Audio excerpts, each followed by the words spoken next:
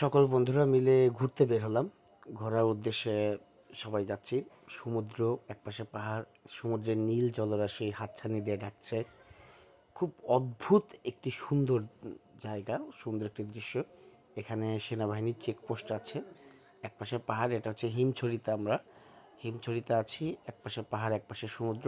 হিমছড়ির মূল বৈশিষ্ট্যই হচ্ছে এটা, সমুদ্র আর পাহাড় একসাথে মিলেমিশে একাকার। যাই হোক, সব কিছু মিলিয়ে এখানকার যে অপরূপ দৃশ্য সেটা দেখার মতো।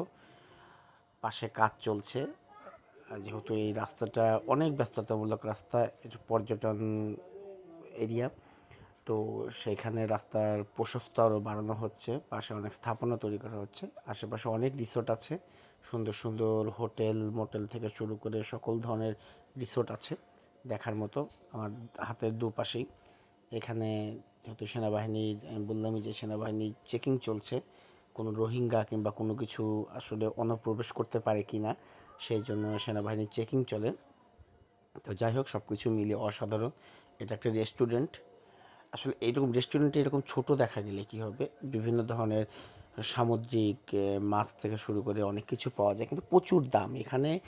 আপনার কোনো কিছুতে প্রচুর দাম। ক্যাফে অ্যান্ড রেস্টুরেন্ট, এটাও একটা রেস্টুরেন্ট পাহাড়ের নিচে। ওপাশে হচ্ছে হিমছড়ির পাহাড়, দুই পাশে হচ্ছে রেস্টুরেন্ট আছে, কিন্তু অসম্ভব দাম এখানে। কোনো কিছু খাওয়া মানে হচ্ছে একদম ডাকাতের মতো। তো যাই হোক, পর্যটন এরিয়া এটা হতেই পারে, এটাই সাধারণত হবে।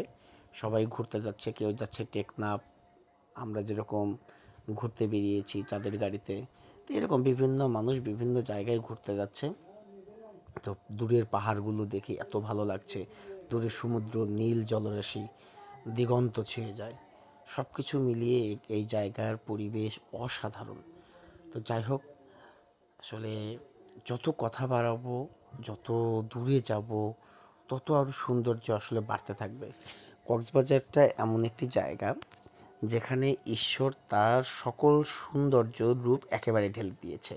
সমুদ্র, পাহাড়, প্রকৃতি সব কিছু মিলিয়ে কক্সবাজারকে ঈশ্বর তার সৌন্দর্যটাকে এতটাই সুন্দর পরিপূর্ণ করে দিয়েছে যে সেটা বলার মতো না।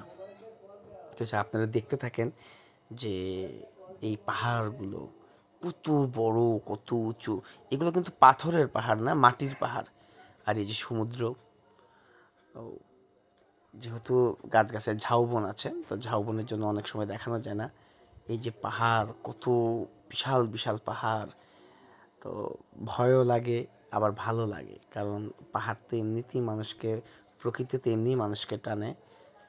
তো যাই হোক, কত সুন্দর দেখেন পাহাড়গুলো কীরকম। এই পাহাড়ের উপরে কিন্তু মানুষ থাকে, এখানেও কিন্তু অনেক বসতি আছে। যদিও সরকারের নিষেধাজ্ঞা আছে, কারণ যে কোনো সময় বৃষ্টি ঝড়ে পাহাড় ধস হয়, সেই জন্য সরকারের নিষেধাজ্ঞা আছে পাহাড়ের উপরের কোনো কিছু। কিন্তু তারপরে মানুষ আসলে কয়জনই বা নিষেধাজ্ঞা মানে, মানুষ আসলে ওইভাবেই থাকে। তো এই জায়গাগুলো দেখে আমার এতটাই ভালো লাগে। আমার মাঝে মাঝে মনে হয় যে আমার যদি অনেক টাকা পয়সা থাকতো, তাহলে আমি সারা জীবন আসলে কক্সবাজারে থেকে যেতাম। কক্সবাজারের সৌন্দর্য আসলে মানে দেখে কখনো ফোরানোর মতো না। যত দেখছি, যত মানে এর কাছে যাচ্ছি, ততই ভালো লাগছে।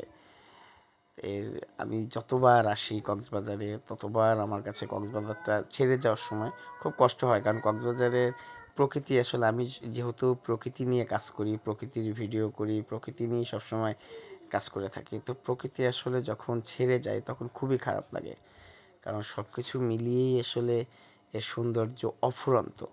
ভালো লাগা, ভালোবাসা।